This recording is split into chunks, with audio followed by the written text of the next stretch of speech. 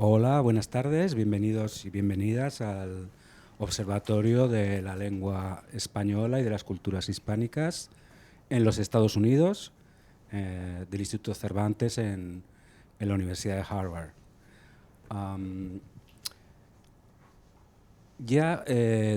En septiembre, durante nuestras puertas de jornadas abiertas, ya anunciábamos que el observatorio quería enfocar un poco más sus charlas y sus talleres hacia una de las áreas en las que hemos venido trabajando habitualmente, pero quizá impulsarla un poquito más, la educación, la pedagogía, la formación de profesores, etcétera. Ya tuvimos durante el semestre pasado una charla taller muy interesante sobre ello, y este semestre tenemos planificado al menos cuatro charlas, talleres, conversatorios,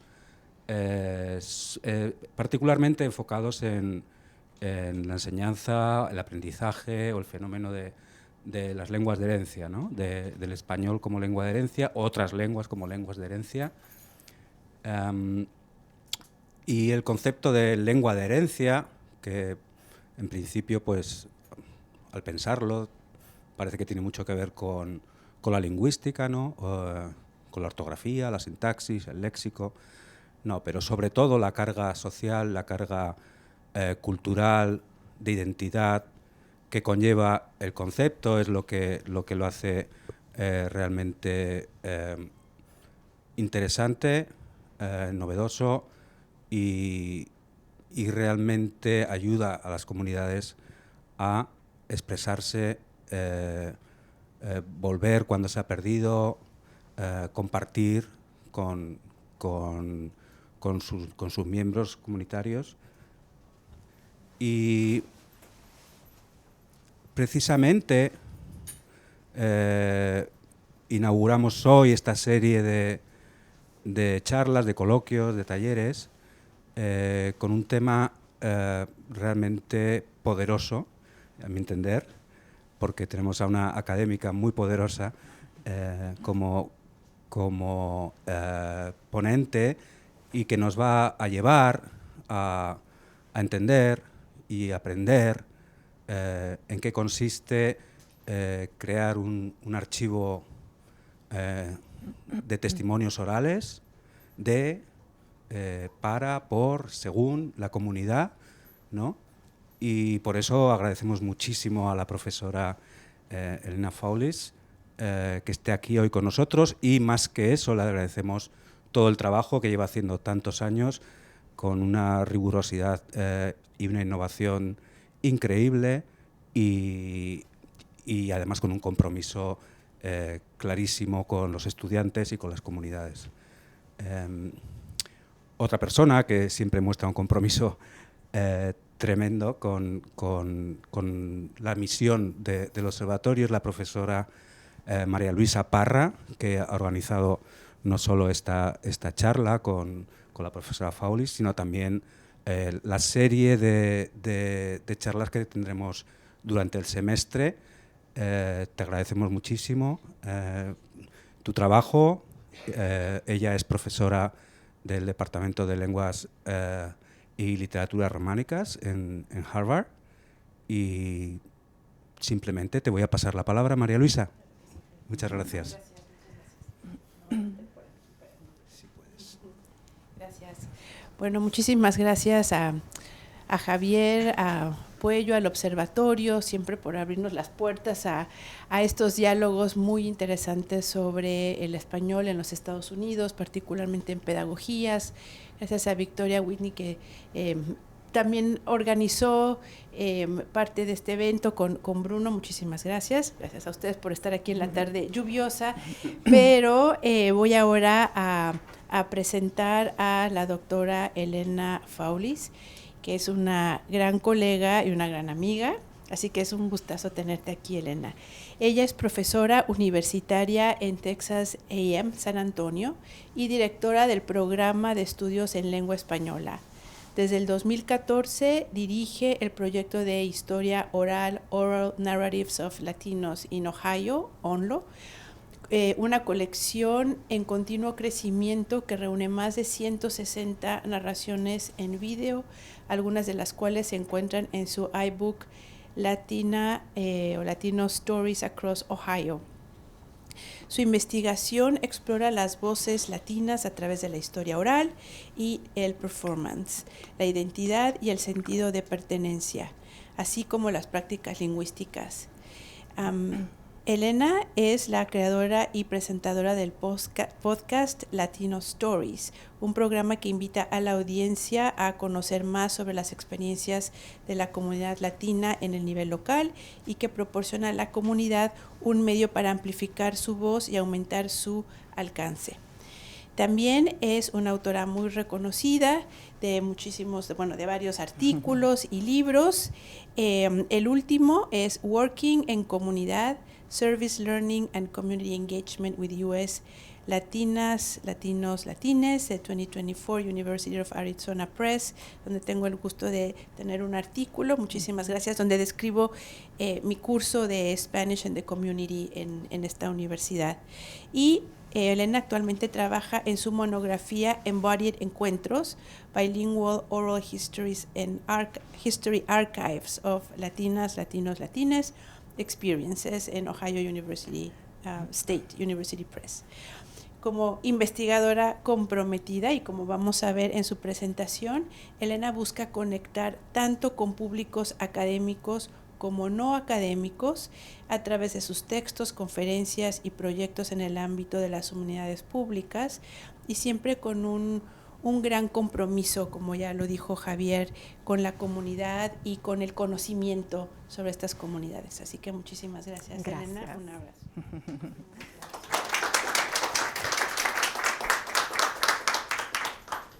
Mi presentación va a ser, hope I don't play with the microphone, va a ser en español y en inglés porque es la mejor forma de expresarme en inglés y en español.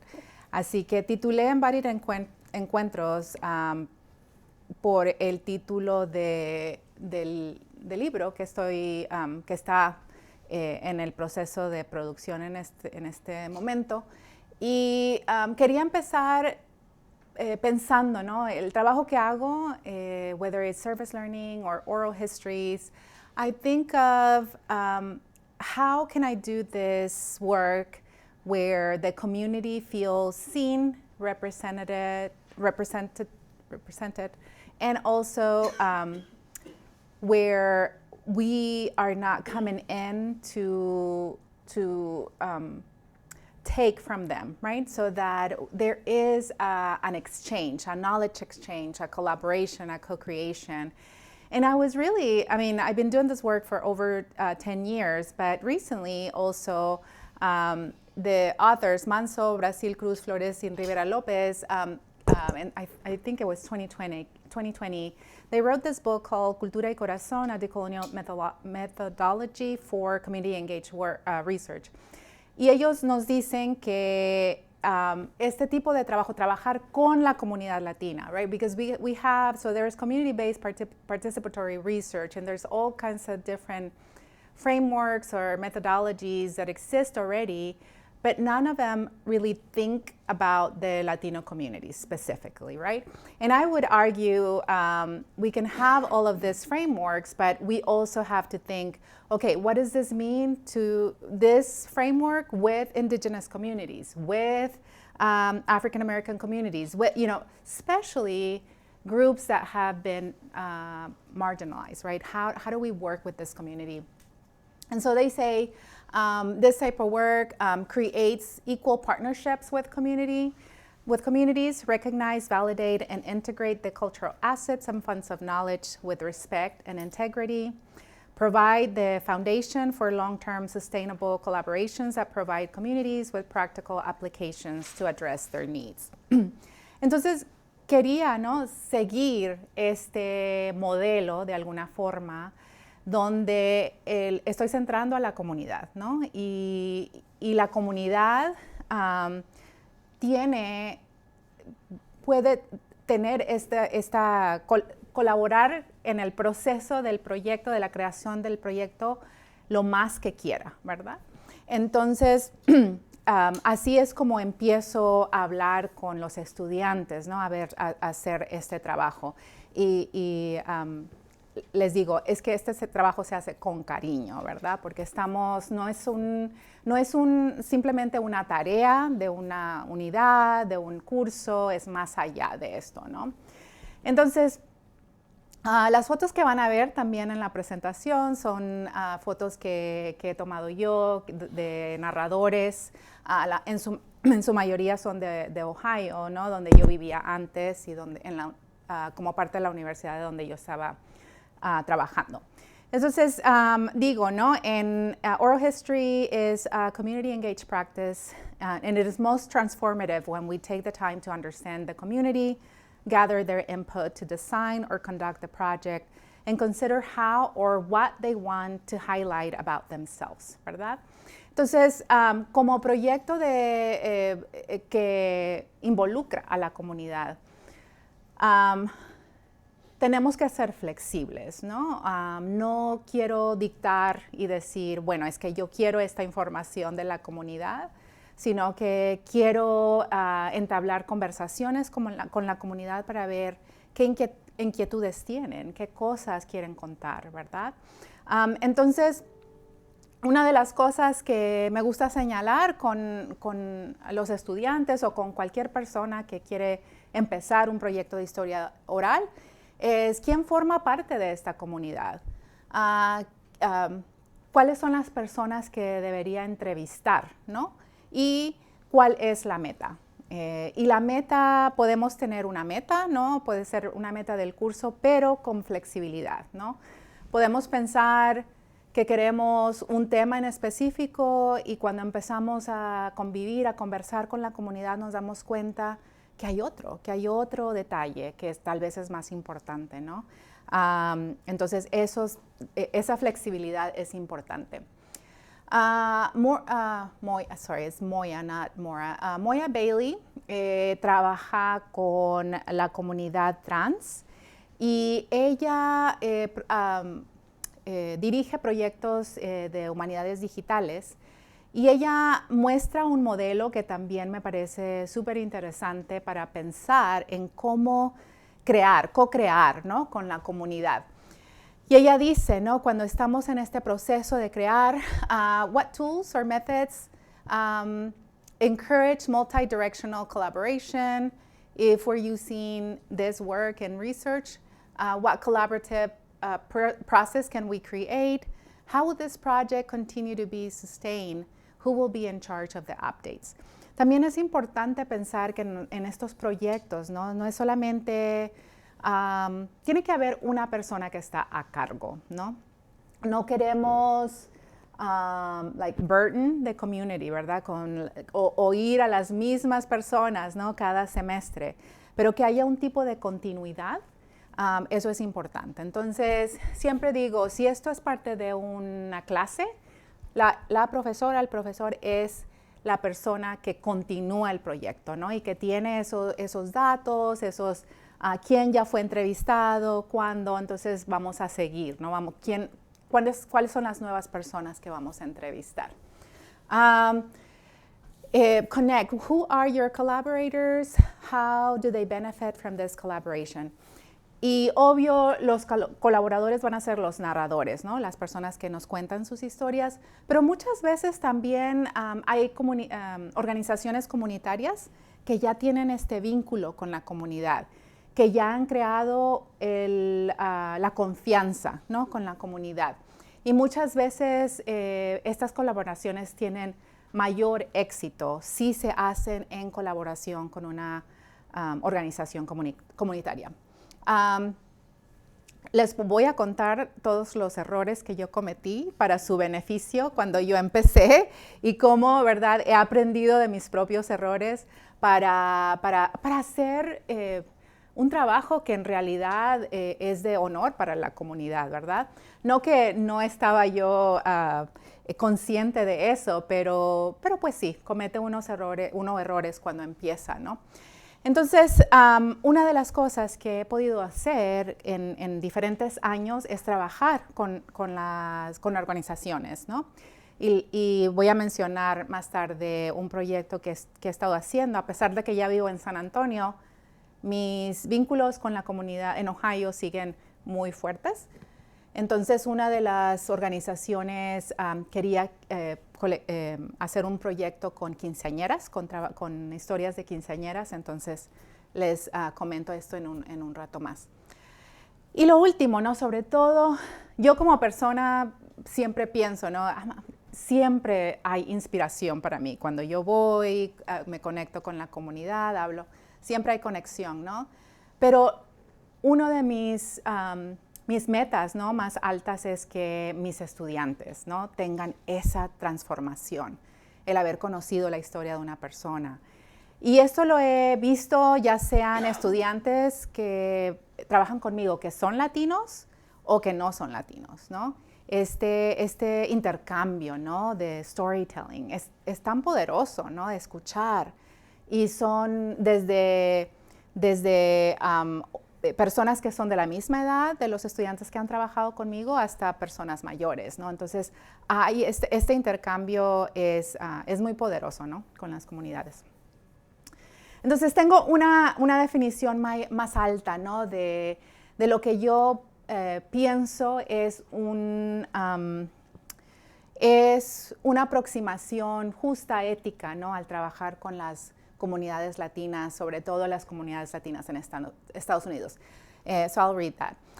Is the purposeful co-creation, collaboration, and culturally sustaining or sustainable oral history methodology with U.S. Latina communities, emerges Latino critical race theory and CBPR, community-based participatory research, con cultura y corazón, to provide a model for understanding how to work in community with Latino communities that accounts for experiences of marginalization, linguistic terrorism, and exclusion, to build projects that are informed by the community and that invite students, scholars, and others to learn from these histories and create opportunities for dialogue. Siempre pienso, ¿no?, que este trabajo es no solamente grabar y archivar, ¿no? ¿Qué vamos a hacer con estas historias? ¿Cuáles son las posibilidades, ¿no?, de hacer? Un par de veces he hecho diálogos, ¿no? Escuchamos o vienen los narradores y hablan sobre sus experiencias, ¿no?, de participar en el proyecto, y hay un diálogo con la audiencia y otros ejemplos que voy a mostrar. Entonces, algo breve, ¿no?, sobre la historia oral. ¿Qué es una historia oral? O por qué es importante, ¿verdad?, grabar historias orales. Muchas veces tenemos personas en la comunidad que tienen conocimiento, ¿no?, de un aspecto histórico, de un momento histórico, y esto es una forma, ¿no?, de ofrecer una plataforma para que compartan esa perspectiva que típicamente no la encontramos, por ejemplo, en un libro de texto o en un libro de historia, ¿no?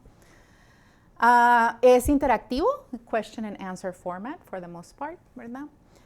Y también la intención es de que informe, ¿no?, informe a los estudiantes, a la comunidad, a los investigadores. So it has to have a purpose, right? También lo clasifico, ¿no? Para mí, oral history, cuando empecé a hablar con la comunidad latina, ¿no?, les decía, bueno, es que estoy haciendo un trabajo de historia oral, y me decían, bueno, ¿qué es historia oral? ¿No? Normalmente no, eso, like, en inglés, like oral history, you say oral history and people know what that is, pero en español no tanto, ¿no? Entonces, historia oral, ¿qué es? Y ya les platicaba, no, pues son entrevistas acerca de su vida. Oh, testimonios.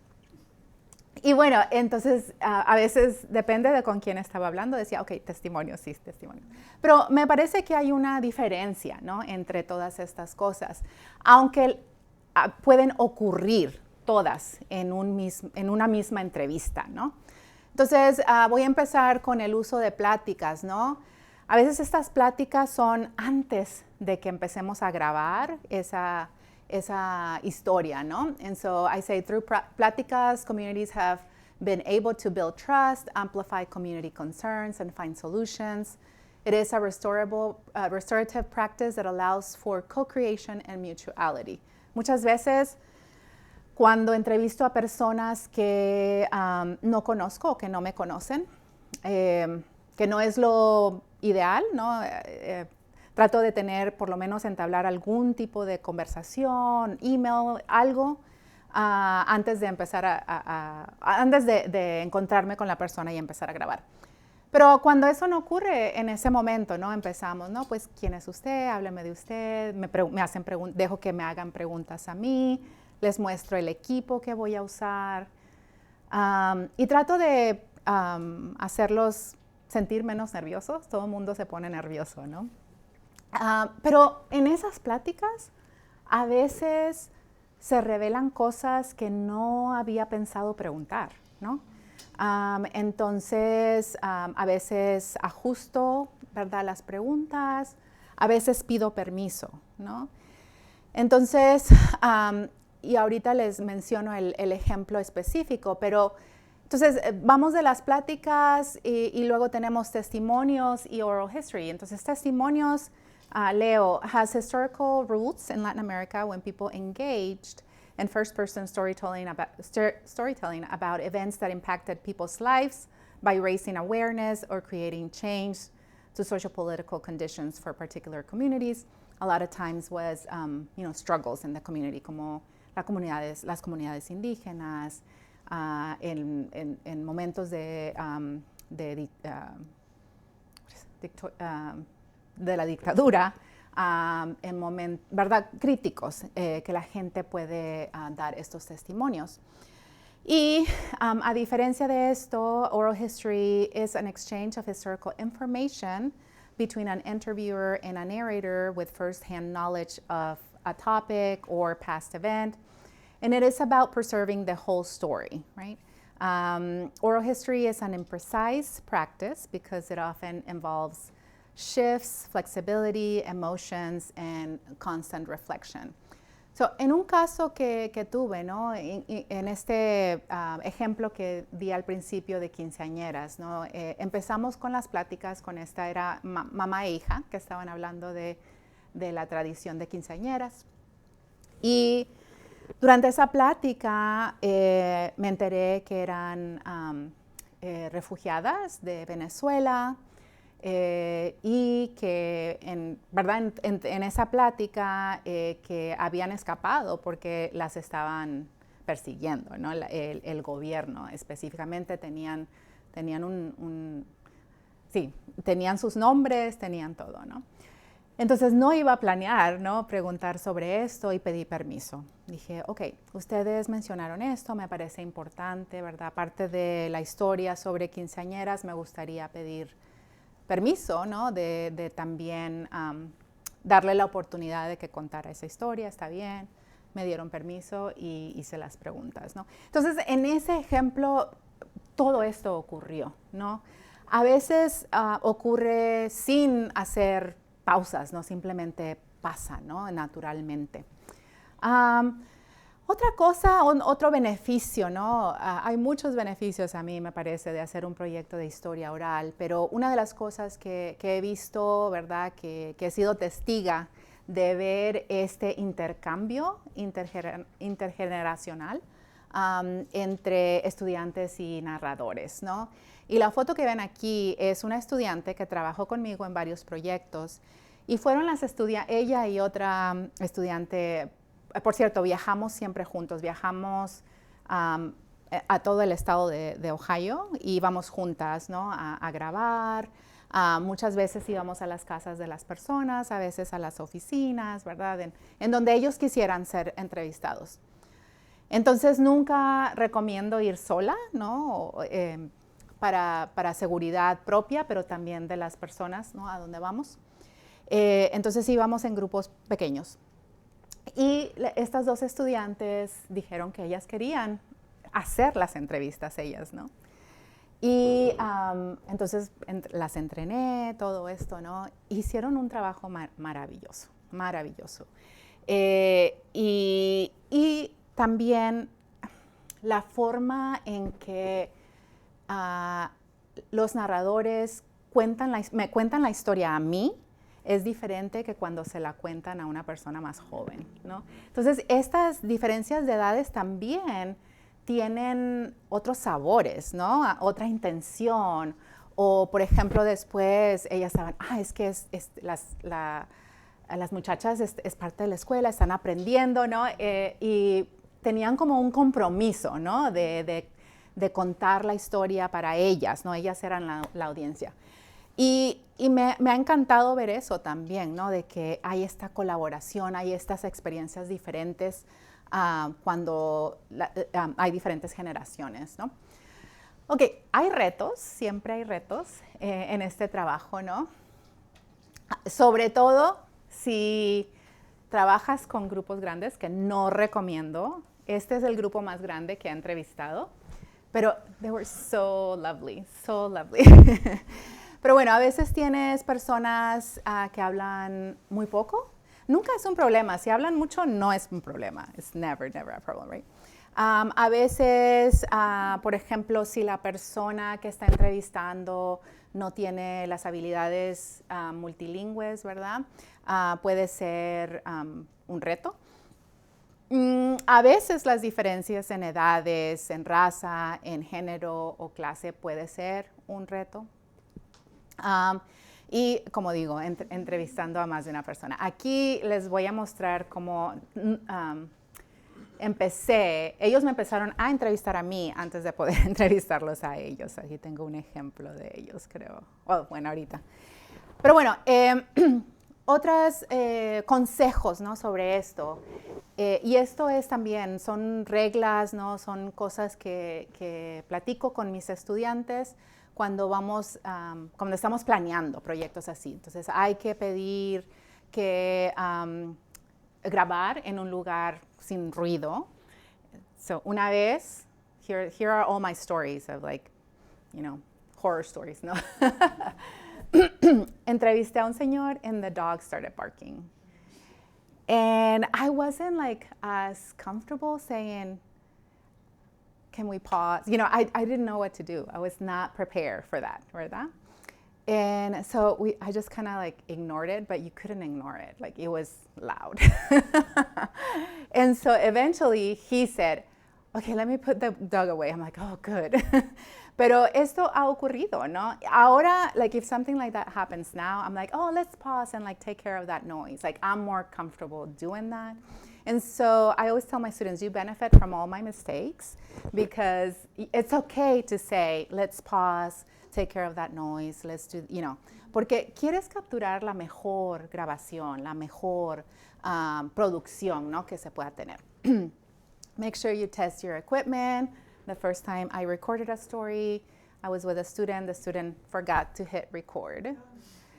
So we finished the story, and then we had to start again. But it was a family member, so he was like, yeah, it was practice. Let's do it again. So it was good. Pero, verdad, después de eso, yo triple check, to make sure that it's recording, right? Take a digital still camera to shoot some supplementary photographs. So whether you're doing audio or video, I always think you should, take pictures of the environment. Sometimes they have their home is decorated with their heritage, or pictures, family pictures, or awards. And that can be also prompts, right, for you to continue asking questions, right? And it's all permission, you have to ask, is it okay if I take pictures here? Is it okay? Active listening, take very few notes for follow-up questions, but sometimes, there are things that you I want to ask about that. There was one time somebody was asking about going to Puerto Rico and spending the summers and learning to ride horses, right? I wasn't planning to ask about that, but she brought it up, so I wanted to know more about it, right? And respect and protect your narrator. There's always clues, there's always privacy issues, right? So if at the end maybe they've disclosed more than they thought they wanted to disclose, you can say, well, I mean, you can say at the moment, you discuss A, B, and C. Do you still want to be that part of your story, right? Also, after I edit the oral history, the video or audio, I send it to them to approve, and I can edit, you know, if they still want more edits. So it's never like, that's it, like, ni modo, no podemos decir eso, no?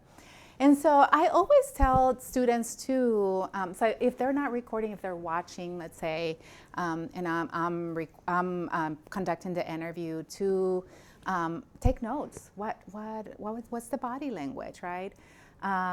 Did they pause? When did they pause? ¿Qué pasó antes de la entrevista? ¿Qué pasó después de la entrevista, no? Y una reflexión, ¿no? ¿Qué aprendieron, no? Y hacíamos mucho de esto, como a veces viajábamos por carro como unas 2 horas o algo así. De regreso estábamos, ok, ¿qué aprendieron? And it was great, like las estudiantes siempre, ¿no? Perdón. Ok, les voy a mostrar el video de corto de estos hombres, 5 hombres, ¿no? Que they met, I think 2 of them have passed. So this was 10 years ago when I recorded it, and they call themselves the Breakfast Group. So they meet every Tuesday for breakfast, and they've been childhood friends. Like, they're in their close 80s when I interview them.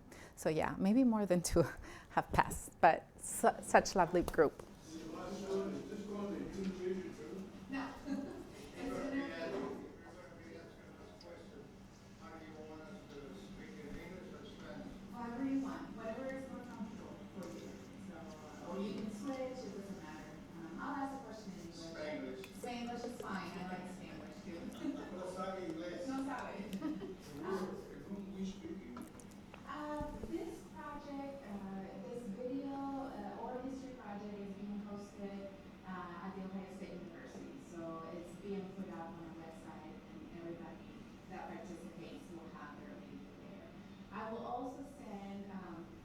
The links and the videos to Tim, and he can distribute to you. So where are you from? I grew up in Matamoros, Mexico. I grew up there, but my family is from El Salvador. So I grew up there. So I hadn't met them before, right? And so they were curious about who I was, like why. Tim was my community contact, and he arranged like all of these people. I was so grateful. Like, he arranged a room and everything. But as you can tell, like, they were curious. That helped a lot, actually, because some of these men had connections to Texas, and I grew up in a border town, right? And so they knew where Matamoros was. They knew a lot of things, and in that brief interaction, we built trust. And that comment, oh, like you know about Texas, and we started talking a little bit more about, the different places in Texas and stuff like that. So that created sort of that confianza, right, trust in that moment. I also make a point of always starting my oral histories the same way, con la fecha, con el nombre, no les pido el nombre otra vez, y voy a mostrar esto. First of all, thank you very much for agreeing to do this interview with us, to participate in this project, oral history project that documents Latino life in the state of Ohio. Thank you. Today is June 23rd, 2015. Could you give us your full name, please? Marie Libas.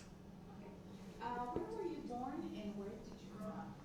I was born right here in Lorain, Ohio, onto South Lorain, what we call South Lorain, and where a lot of Mexicans and Puerto Ricans lived.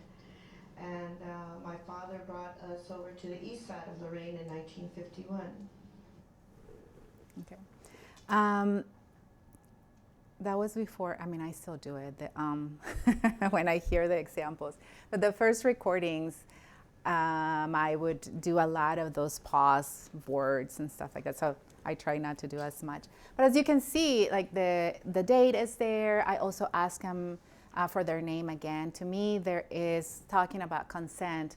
So everybody that participates, I have them sign a consent form, and they have a choice of full consent or partial consent. And then me asking the name and asking them to give their full name adds another layer, right? So that they have their name recorded in the interview as well. But when you work with narrators, right, there's different ways to think about consent, right? So consent is we shouldn't think about consent as final. O sea, eso es todo, ya firmaste, ya no puedes decir que no, ¿verdad? Entonces tenemos diferentes descripciones, ¿no? Para considerar el consent, right? So first, like shared authority, centers on co-creation and collaboration. It prioritizes listening, relationship building, and rejects settler notions of property. Entonces, por ejemplo, cuando grabo, tengo la grabación, aunque yo me quedo con eso, ellos pueden pedírmela, ¿no? Y decir, yo quiero esto, ya no quiero que sea parte del proyecto, and I should give it to them, right? Like, entonces tienen ese derecho, ¿no? De pedir su historia. Ethical consent centers situated forms of relationality, interdependence, and care that extend well beyond the legal realm of rights, including property rights, ¿verdad? Muchas veces, sobre todo en nuestra historia legal, ¿no? En Estados Unidos, la idea de un documento firmado es como para siempre, ¿verdad? Y en este trabajo no debemos pensarlo de esa forma. La gente tiene todavía derecho de mantener su historia, de ponerla pública o no, quitarla del público, ¿no? And consent can be verbal and or written, and it can be sought after, before, which it should, like before I record, I have them sign, during, after, and throughout an interview. Entonces, por ejemplo, yo les digo que si hay una pregunta que yo hago y no quieren contestar, no tienen que contestarla, pueden decir, vamos a la siguiente pregunta y no hay ningún problema, ¿verdad? Entonces, eso también hace que los narradores tengan confianza, ¿no? Del trabajo.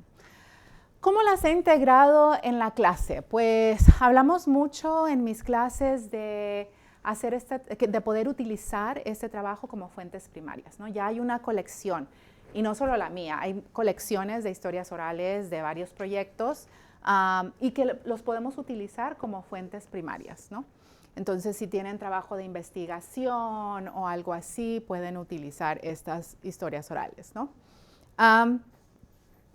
Pueden documentar a la comunidad y sus experiencias en décadas o eventos determinados. Entonces, por ejemplo, también se puede utilizar las historias orales para trabajos históricos, ¿no? Y cuándo ocurrió esto, y hacer comparaciones entre, por ejemplo, textos de historia versus estas historias de la comunidad, ¿no? He hecho el trabajo de performance con estudiantes y ha sido uno de los trabajos más queridos. ¿Tú viste esa performance, no, verdad? Hicimos el primer performance que hice con estudiantes fue en el 2019. Después fuimos al simposio de Heritage Learners y traje a otro grupo de estudiantes y también lo presentamos. Entonces voy a explicar un poco en un momento. Y otra vez para la investigación, ¿no? Para hacer investigación. Okay. Entonces, uno de los primeros trabajos de performance que hice, se trataba el tema, era sobre la lengua, ¿no? Experiences with languages, with language in Ohio. So I'm just going to read this transcript from one of the narrators, so you get the idea of this was in the 50s, 40s, in Ohio and what was happening, right? And so what I did is for students to reflect on those experiences and the experiences that they had themselves, right? So he said, I was born in Fremont, Ohio, and my family is Mexican. Well, my family ended up migrating here in the 1940s, and as a youngster, when my father died, I was the age of 7. When I got to first grade, it was a struggle because we were brought up in the Spanish language, and our friends all spoke Spanish. Some of them were migrantes that the family had encountered, so it was Spanish, Spanish, Spanish. Then in first grade, I remember my teacher calling my mom, and she says to my mom, he's not going to go on to the second grade. He doesn't know enough English to go on. And I really didn't, unless the teacher showed me a picture or something. It was all Spanish to me, but I was learning English. So she came home that day after the meeting with the school teacher, and she called all my brothers and sisters together, and she says, from now on, we're going to speak English in this house. There is 4 other younger ones under him, and if he's being retained, that means the other ones are going to be retained.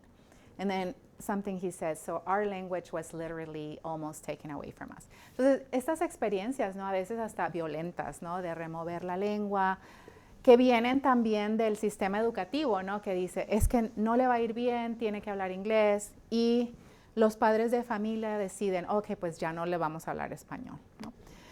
Entonces, aquí los estudiantes empezaron a reflexionar, ok, ¿cuáles han sido tus experiencias? Y entonces, lo que hacíamos era leer, como leíamos juntos esta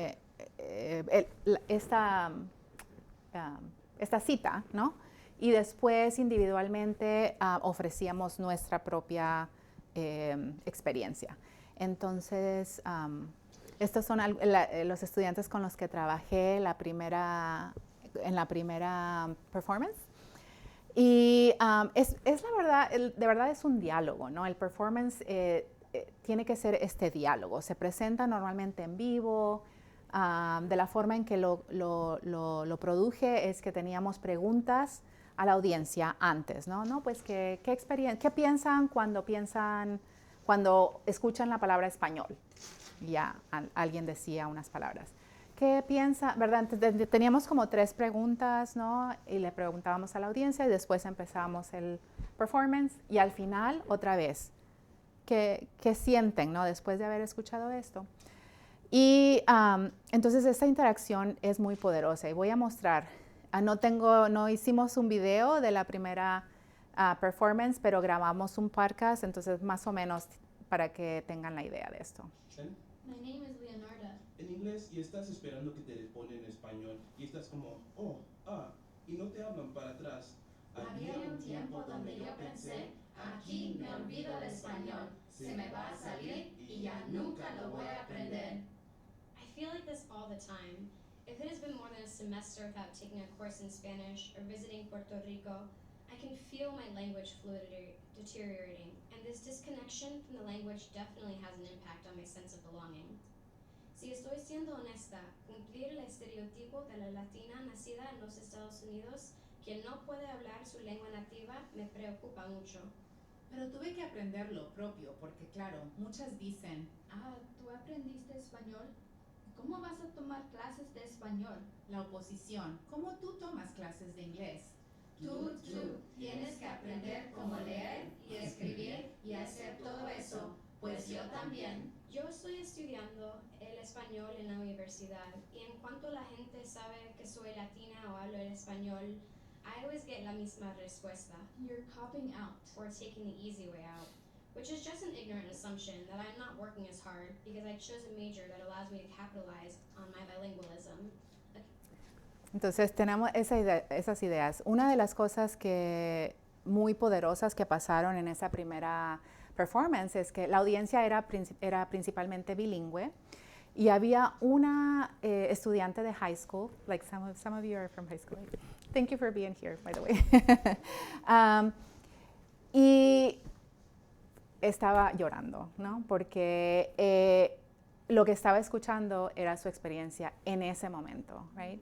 And so estamos pensando, in the 40s, like if it happened, no, it's happening now, ¿verdad? Y and it was a moment of like support, of like feeling seen, right? And also of support, porque esta muchacha de high school habló con los estudiantes y los estudiantes la apoyaron, ¿verdad? La escucharon y todo esto. So, it's transformative, right? Like to do this type of work. And this comes from the oral histories, right? Otra cosa que he estado haciendo es que estamos integrando plataformas de Digital Humanities para trabajar con las historias orales, ¿no?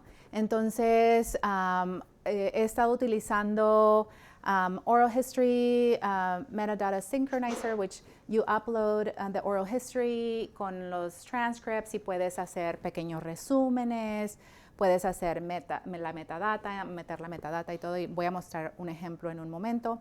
Estamos utilizando mucho Otter AI para las transcripciones, que como sabemos ningún software es perfecto, entonces esto es un buen trabajo para los estudiantes de ver la transcripción, editar, tomar decisiones, cuando necesitamos una coma, cuando necesitamos puntos, ¿verdad?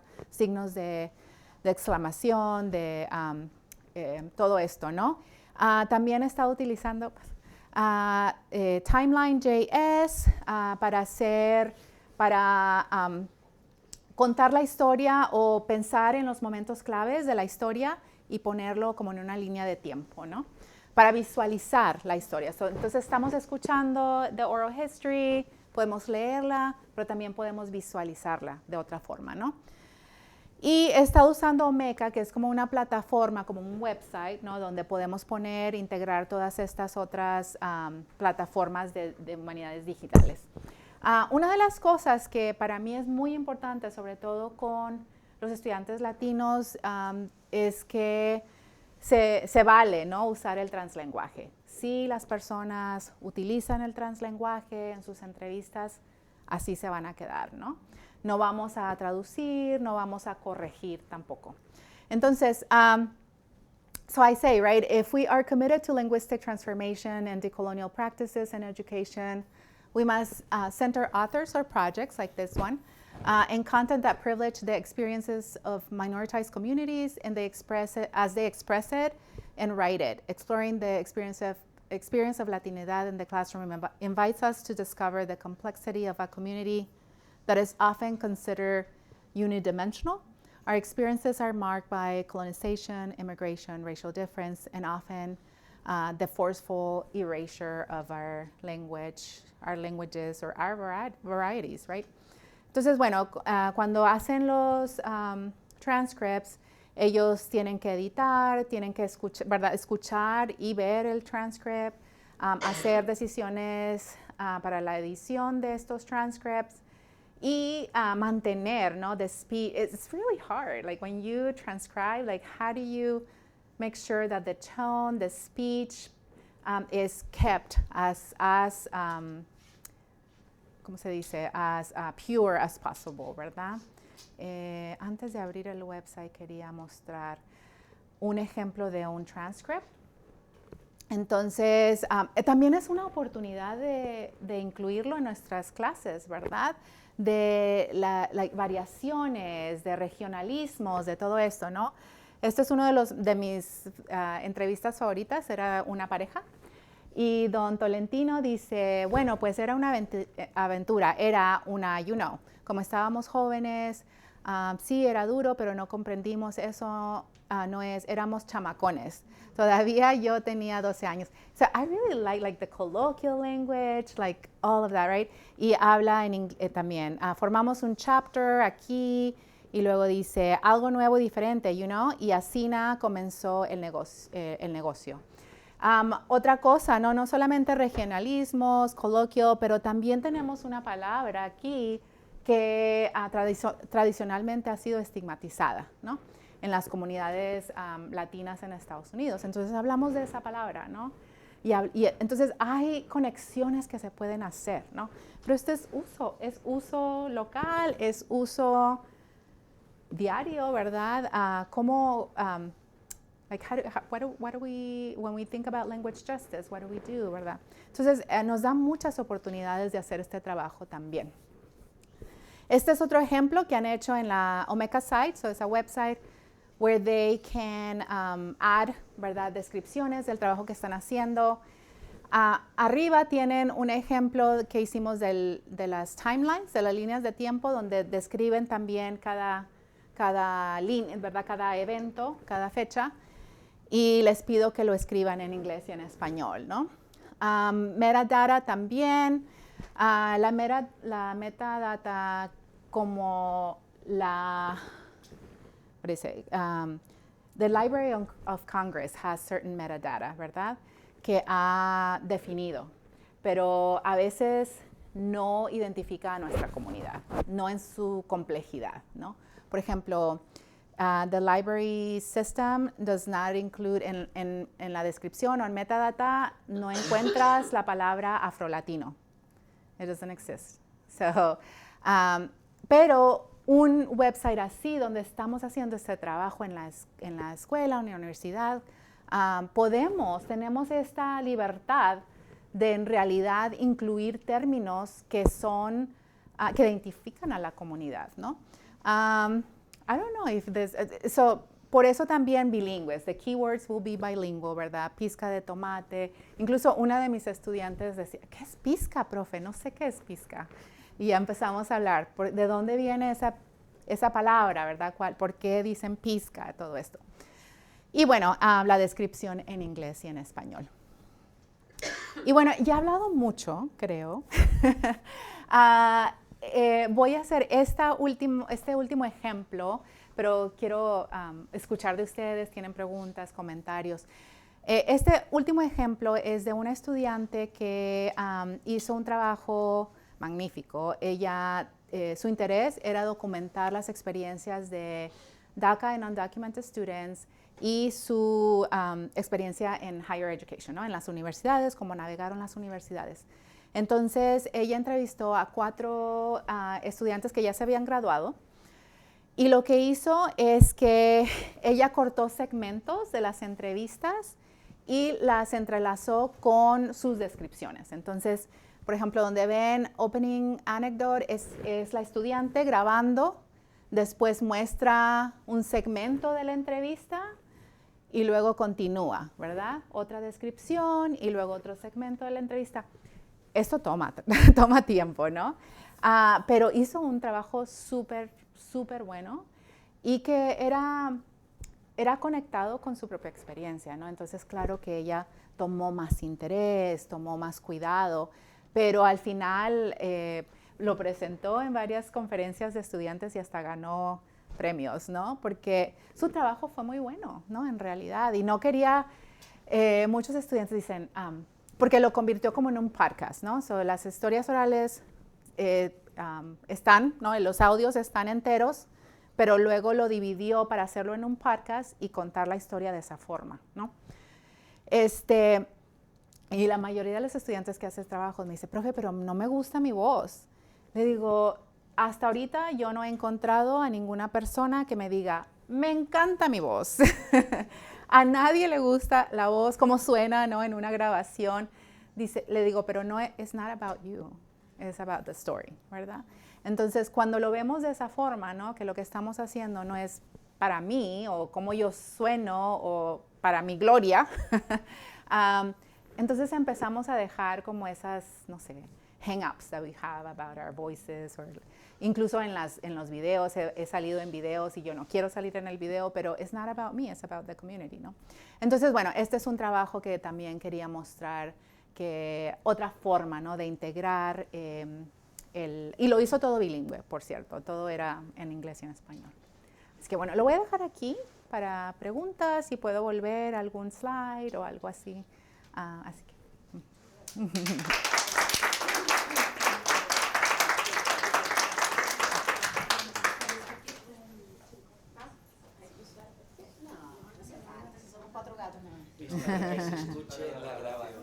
Es para la grabación. Pero se escucha, no sé. Sí, no está bien. ¿Está bien? ¿Aló? Creo que es que está conectado. Bueno, listo.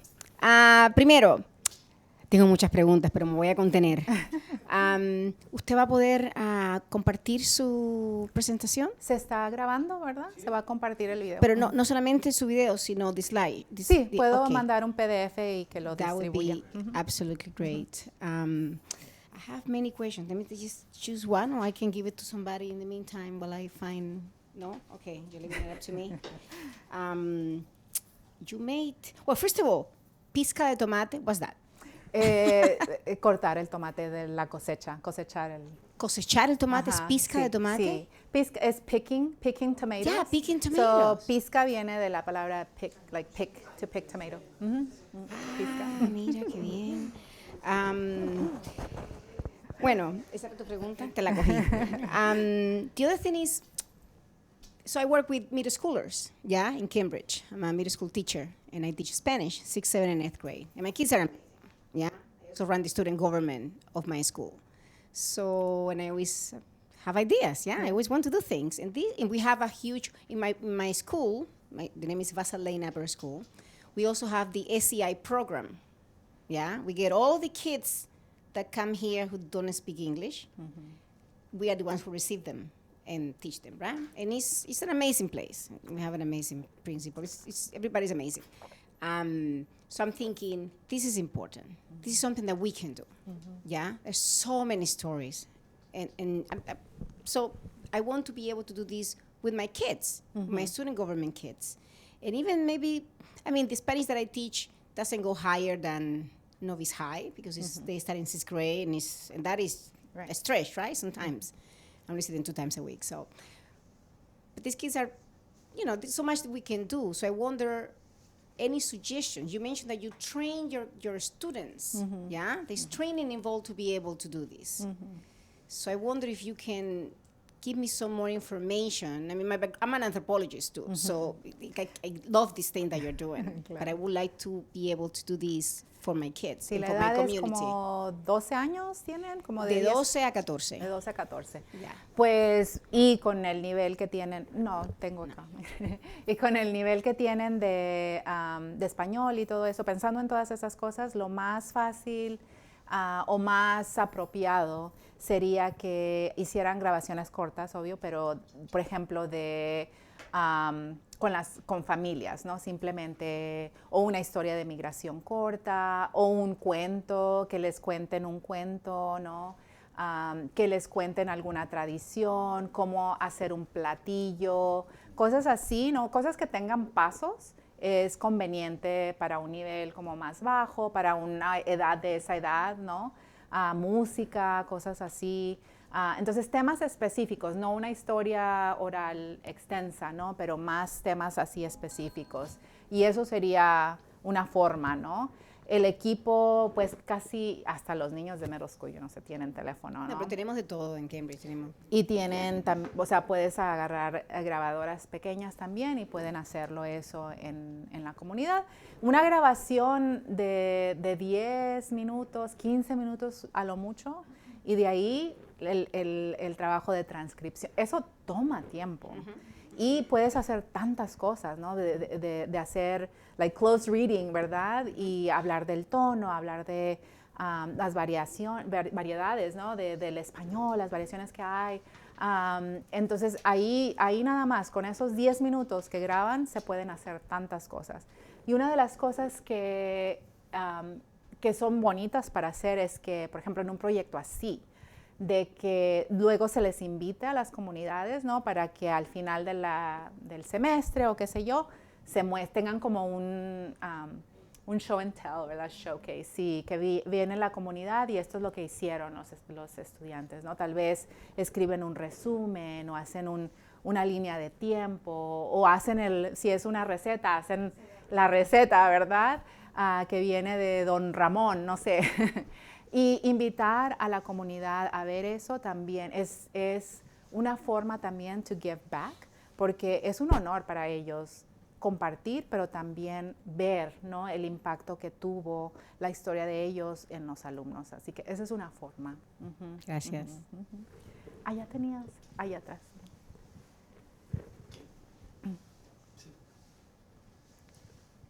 Muchísimas gracias No tiene volumen. No tiene volumen, ya.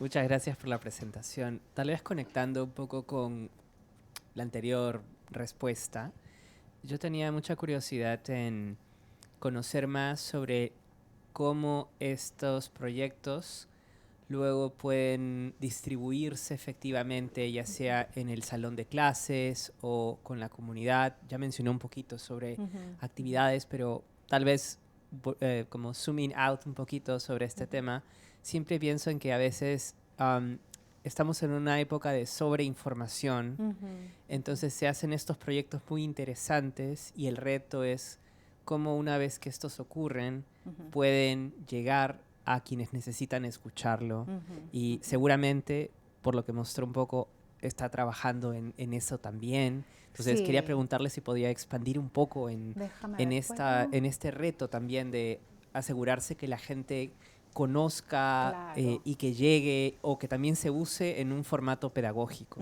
Muchas gracias. Puedo ver bueno, quería mostrarles que hay varios. Esta es una lista y aquí tienen el QR code de unas reseñas que hicimos sobre estos archivos. Entonces, estos son archivos que ya existen, que como centro tienen historias orales, pero también tienen fotografía, tienen blogs, tienen otros tipos de documentación, ¿no? Aquí. Entonces, una de las cosas que estamos haciendo con la revista que se llama Reviews in Digital Humanities es creando más o menos un archivo, ¿no? Al revisar, hacer reseñas de cada uno de estos archivos, estamos tratando de traer visibilidad sobre estos proyectos. Pero en realidad muchas personas no saben de estos proyectos. Entonces, por ejemplo, uno de los más que tiene 15 años, van a celebrar la quinceañera, es Chicana por mi raza. Y este proyecto empezó hace 15 años y lo que ha ocurrido es que algunas clases piden trabajar con este proyecto, ¿no? Con este archivo, y lo integran como parte de su syllabus, de su curso. Yo he hecho eso mismo, ¿no? A los estudiantes enseño una clase de Latino Digital Humanities, entonces revisamos los diferentes archivos con contenido de latinos, ¿no? En los Estados Unidos, y hablamos, ¿no? Hacemos como nuestra propia análisis crítico de los diferentes archivos. Pero en realidad una forma de distribuir o de traer la atención es un website, o sea, es tenerlos digitalmente y compartirlos, ¿no? La forma en que el ejemplo anterior de la estudiante, ella hizo el podcast. Los podcasts son súper fáciles de compartir, de escuchar, la gente los escucha, ¿no? Más fácilmente, todo el mundo tiene un teléfono, ¿verdad? Va a escucharlos. Pero ella también hizo un Omeka website con todos estos componentes. Hizo un timeline, tienen cada una de las entrevistas, las tiene ahí, tiene un story map y va agregando información, ¿no? Porque esto, bueno, es también parte de su interés, entonces está agregando más información a pesar de que el curso terminó hace un año, ¿no? Todo esto. Entonces esa es una forma, o sea, para mí, y una de las cosas que yo hago constantemente es decir, ¿sabían que estos existían? Mucha gente no sabe que existen, ¿no? Entonces, ¿cómo pueden integrarlas en su syllabus, ¿no? En su programa del semestre? A veces hay archivos que son, o sea, seguro que hay algún archivo que es de Massachusetts, de Boston, even de Boston, right? Vamos a agregar más, vamos a hacer más. Hay uno que es Rhode Island. There's an oral history archive of Latinos in Rhode Island, que no está muy lejos de acá, ¿no? Entonces,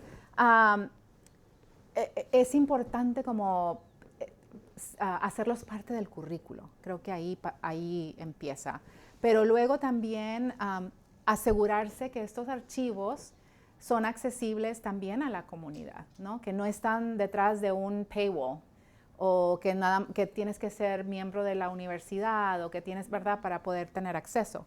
Entonces, todos estos archivos que ven aquí son públicos, ¿no? Entonces la gente puede accederlos y ya. Chicagolandia, sí. Muchos de ellos son bilingües, no todos, ¿no? Pero sí tienen, o son bilingües las entrevistas o tienen componentes bilingües, ¿no? Entonces se puede integrar a cursos de español, así como estudios latinos, todo esto. Pero esa es una forma de hacerlo, sí. ¿Alguien acá? Sí. Bueno, primero que todo, muchas gracias por todos los consejos y todo lo que nos compartiste hoy. Me parece genial como los proyectos que estás haciendo y también pedagógicamente como para todos nosotros es muy, muy importante escucharlo. Y quería preguntarte si has tenido experiencias concretamente con estudiantes que entrevisten familiares, porque estaba pensando en un proyecto de historia oral que era como basado en eso, porque ya estaría, digamos, la parte de la confianza y el cariño, ya está, ¿no? Para empezar, entonces es un buen momento, como me parece una base para empezar un proyecto como con esa parte, pero como si tenías consejos o tips para cuando estudiantes elijan como qué miembro de su familia entrevistar y cómo pedirle permiso o como durante la entrevista, si tienes algunos consejos de eso, es como súper... Pues, pensé que la tenía aquí, pero tengo un artículo que escribí con Jenny Barajas sobre... Se llama Weaving Our Stories, no me acuerdo ahora, pensé que lo había puesto acá, pero hablamos precisamente de eso, de cómo los estudiantes, una de las cosas más fáciles, sobre todo si son estudiantes latinos, es entrevistar a sus familiares, ¿no? Yo siempre pido, los proyectos que hacemos en mis clases, no les pido hacer algo que yo no he hecho, ¿no? Entonces, por ejemplo, yo entrevisté a mi hermano, y les muestro esta es una entrevista que yo hice con mi hermano y hablamos de por qué sería importante, ¿no? Porque muchas veces pensamos, ¿no? Pues yo crecí con mi hermano, yo sé las historias.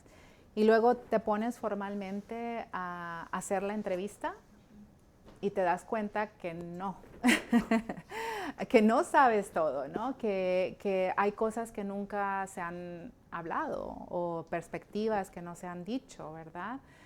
Yo me acuerdo muy claramente con mi hermano, porque mis hermanos son, yo soy la bebé y tengo hermanos mayores, ¿no? Y ellos vivieron en El Salvador, en California, luego se regresaron a El Salvador y luego a México, ¿no? Y yo pues en esa ida y venida yo no había nacido hasta que nos fuimos a México, ¿no? Y yo le decía, bueno, ¿dónde te sentías mejor, verdad? ¿Cómo te identificas? Y él le gustaba El Salvador y extrañaba. Y yo pensaba que eso no era porque eso no es parte de mí, porque yo llegué a México al año, ¿no? Entonces para mí El Salvador no es parte de mi historia, ¿no? Y él empieza a hablar de eso, ¿no? Y me pareció muy interesante, ¿no? De pensar cómo hay historias de nuestras propias familias que no conocemos, ¿no? Entonces, tienen que identificar a qué familiar quieren y qué es lo que quieren saber. Porque no solamente es entrevistar y decir, ok, ¿de dónde eres? ¿Qué vienes? Pero ¿qué es lo que quieres saber sobre ellos, ¿no? ¿Qué en particular? Una de mis ejemplos favoritos que suelo dar es esta estudiante que entrevistó a sus abuelos y bueno, y mira que les digo, bueno, si entrevistan a más de una persona es difícil, les aconsejo no hacerlo, y ella pues decidió entrevistar a sus abuelos. Y claro, comentó de que el abuelo, no sé, uno de los dos hablaba más, entonces tenía que decirle, bueno, ok, abuela, hable, ¿verdad? ¿Usted qué piensa? O algo así. Pero les preguntó que cómo se conocieron. Y fue tan linda esa historia de cómo se habían conocido y puedes ver the sass, you know, la abuelita, como el abuelo estaba como viéndola y luego ella como, ¿verdad? Dándose de mucho, no quería hacerle caso al abuelo. Y luego hay una frase que dice, y ahí mismo me dijo que si quería ser su novia, ¿no? And it's like that phrase what became that like like title, ¿verdad? En ese momento, porque una de las cosas que hacen después de entrevistar, tienen que crear las preguntas y esa es una tarea, diseñar las preguntas, ¿no? Otra tarea es grabarla, ¿no? Otra tarea es la transcripción y luego escribir como tipo crónica sobre esa historia, ¿no? Y entonces ahí estamos también con la escritura, ¿no? Cómo van a contar esa historia, qué citas van a utilizar porque no nada más me van a dar el resumen de la historia, sino que van a curar esa historia, ¿verdad? O sea, quiénes son, qué hicieron, todo esto, ¿no? Y luego las citas que van a utilizar en esta crónica. Entonces, todo eso es un proceso y eso, ya te digo, es medio semestre, ¿no? De estar haciendo paso a paso. Y luego, yo no les pongo límite de cuánto tiempo. Bueno, sí digo, por lo menos 15 minutos, ¿no? Depende del nivel de español que tengan, ¿no? Si es una clase avanzada, digo, por lo menos 15 minutos. Entonces, ha habido desde 15 minutos hasta una hora, ¿no? O más. Y a veces tengo que tomar decisiones por ellos porque pues no es justo, ¿no? De que un estudiante va a transcribir 15 minutos versus 60 minutos y es mucho trabajo, ¿no? Entonces a veces les digo, ok, en ese caso les pido que escojan una porción, unos 15 minutos de la entrevista que quieren poner en una crónica. Y entonces para ser justa, eso es lo que hago. Les doy la opción, si quieren hacerlo todo también, bienvenidos a transcribir todo y a escribir sobre todo esto, pero para ser justa trato de pedir eso. Entonces, así, sí, es lo mejor y más fácil y muy apropiado es la familia. O si no, quiero mencionar también que hay estudiantes que tienen familias diferentes, ¿no? Entonces, por ejemplo, hubo un estudiante que creció en foster, ¿verdad? Entonces, él escribió sobre un mentor. Entonces, hay que también pensar en la flexibilidad de qué alternativas puede haber para estudiantes que tal vez no tienen buenas memorias, ¿no? O no tienen una familia, un miembro de la familia al que puedan entrevistar, entonces dar alternativas.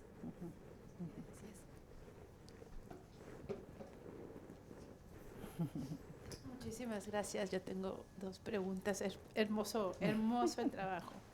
Pero bueno, tengo dos preguntas. Una es, ¿cuál es el contexto? O sea, ¿dentro de qué curso enseñas esto? ¿O este es el contenido del curso?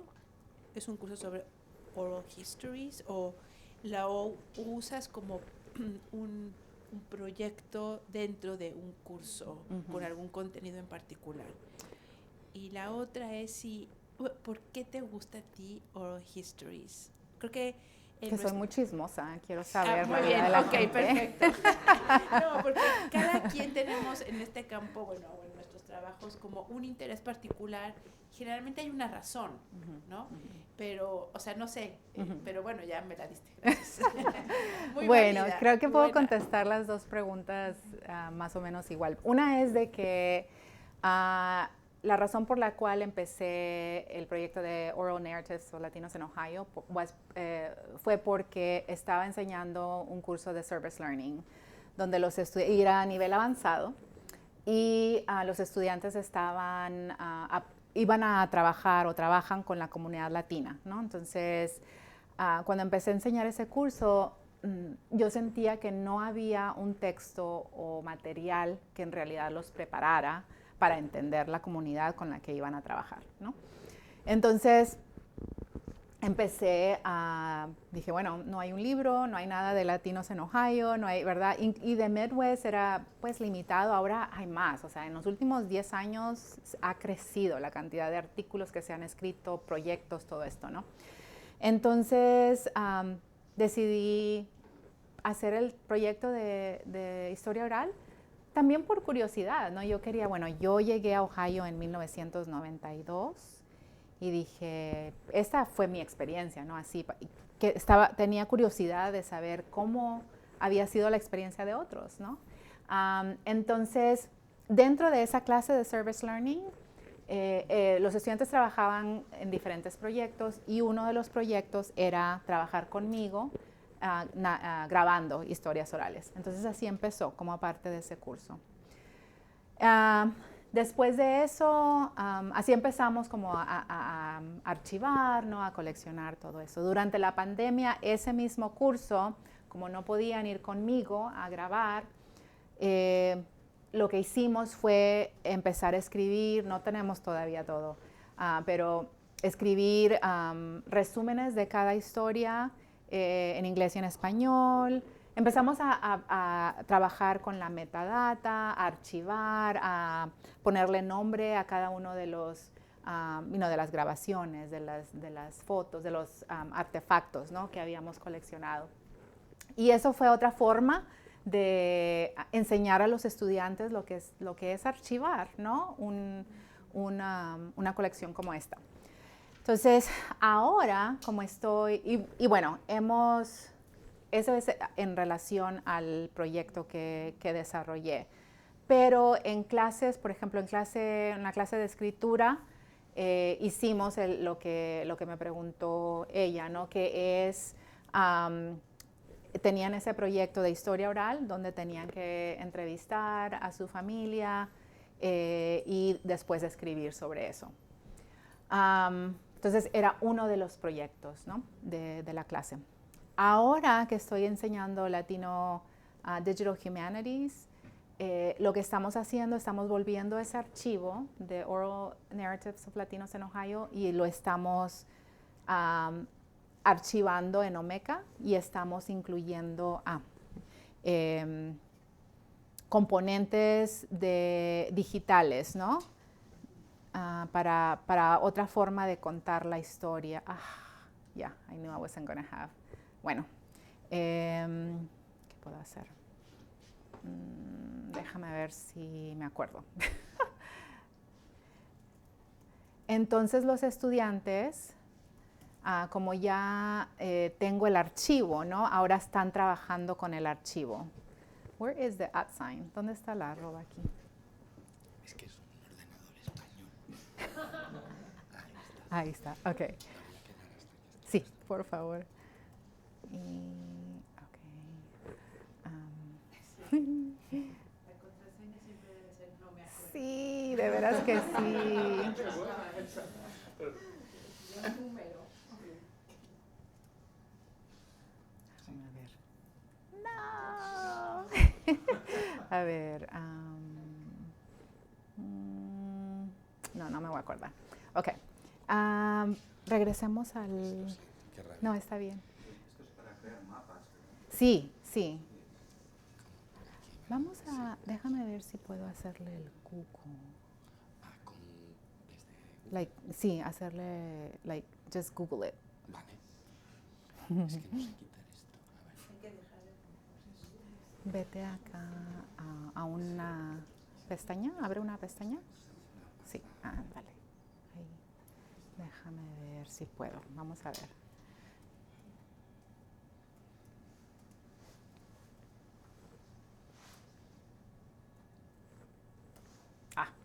Sorry. No sé usar tu ordenador. No, estoy tratando de encontrarlo de otra forma. Bueno. Pero esto no se está. It's not sharing it, right? Is it sharing it? Is it sharing this or just? It's still sharing? Yeah, you want me to? No, it's fine. It's fine. Okay. Pues no tengo el ejemplo porque no me acuerdo del password. Pero una de las cosas que estamos haciendo, entonces, estamos utilizando este mapa digital para mostrar, o sea, los estudiantes igual tienen que escuchar las historias o leer el transcript y después indicar, por ejemplo, muchos de nuestros narradores vinieron de, no sé, de Chicago a Ohio, luego se regresaron a Chicago, luego volvieron. Entonces, están documentando como eso aquí. Había me acuerdo de esta historia, que este hombre nació en Texas, en Seguin, Texas, luego vivió en Oregón, luego se fue a Ohio, y entonces todo eso está en estos puntos, ¿no? Entonces, los estudiantes a través de esa historia en particular están diseñando cosas para visualizar esa entrevista, ¿no? Y también tiene un poquito de información, ¿no? Una descripción de cada punto, por ejemplo. Ahorita estoy trabajando con un estudiante y lo que estamos haciendo es que identificamos 12 de las 160 que tenemos ahorita. Hay 12 narradores que tienen una conexión con Texas, porque también quería que fuera relevante, ¿no? A los estudiantes que tengo ahora en Texas, mostrarles hay una historia de migración de Texas al Midwest muy fuerte. Y muchos estudiantes de Texas no saben de esta, ¿verdad?, de esta conexión. Entonces, identificamos estas historias y estamos trabajando con esas historias para desarrollar mapas, para desarrollar timelines y luego ponerlo todo junto en Omeka con esto, ¿no? ¿Contesté todo? No, no. Ok. Pero, y estas plataformas, por cierto, yo uso todas las plataformas gratis que existen, ¿no? Porque esta es gratis, puedes pagar para otros elementos, pero para lo que estoy haciendo es suficiente lo que tengo, ¿no? Gratis. StoryMaps.js también es gratis. Timeline.js, nada más voy a mostrarles cómo se ve Timeline.js. También lo diseñó una universidad y es de acceso gratis. Entonces, les muestro este ejemplo, ¿no? De cómo se ve un timeline, ¿no? Que puedes poner fotos, descripciones, y luego, ¿verdad?, va haciendo esto y te da información, y sigue. Y puedes poner videos, todo esto, ¿no? Entonces, también una plataforma gratis, los estudiantes lo pueden usar. Y me toca también entrenar, ¿no? Porque they're tricky sometimes. Entonces, ahí nos metemos todos a trabajar en esto. Así que varias formas de usar una narración. También he hecho proyectos donde ellos mismos construyen, ¿verdad?, eligen a quién entrevistar en la comunidad. Esta clase ya es también senior level, entonces también depende y es en inglés y en español, entonces eligen. Quiero seguir eso, pero necesito tener como un archivo donde ponerlo todo, porque ahorita lo han hecho y han creado sus archivos individuales, pero se pierden porque el estudiante se gradúa y pues yo no tengo acceso a eso, ¿verdad? Porque eso es algo que ellos han diseñado. Entonces, al crear una plataforma en común para la clase, es más fácil archivar todo esto, ¿no? Algo para considerar. ¿Habría tiempo para una última pregunta? Si alguien tiene más preguntas, ¿no? Muy bien. ¿Sí? No tengo una pregunta, más como comentario, Okay. porque cada vez que yo pensé en algo, tú lo respondes, muy informativa. Pero creo que este curso es algo que I would benefit a lot from.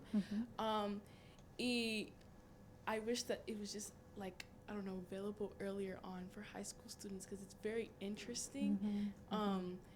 Y también soy una persona que history classes have been iffy for me, so I feel like understanding my own history and the history of other people would be something that I would really enjoy, and it collaborates a lot with literature that is something I really enjoy, so that was my comment. Bueno, gracias. Mira, te voy a mostrar porque reviews en DH. Déjame ver si aquí. So, aquí puedes encontrar so many of projects that are happening, and it's a really nice and interactive way to learn about history of different communities, right? So if you go to issues, there are, I guess you can see them here. So for example, they did reviews about digital humanities work in Singapore, digital humanities and games, pedagogy and feminist world making. Like, look at all of this. Like, it's amazing. African digital humanities.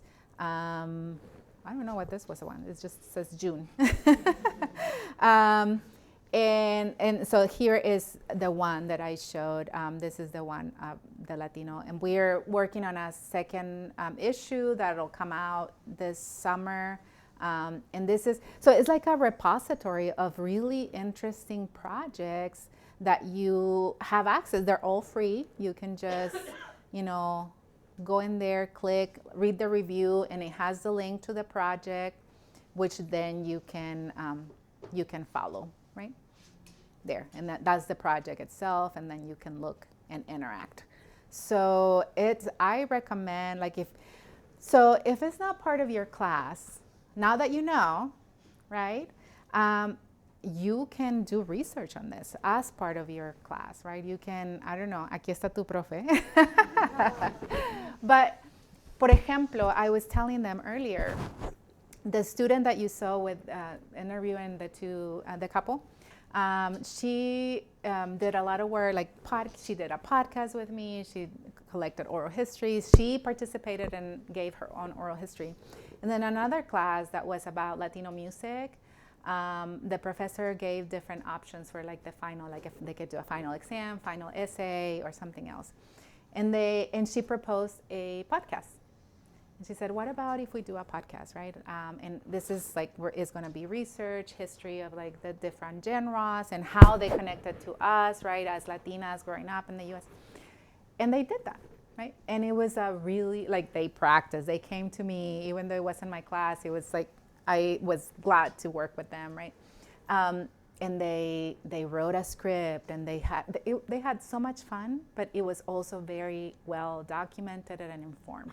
Así que hay oportunidades también, si no es parte del currículo, pero hay una oportunidad, ¿no? de escribir sobre algo así. Dile a tus profesores, ¿no? Así que ya.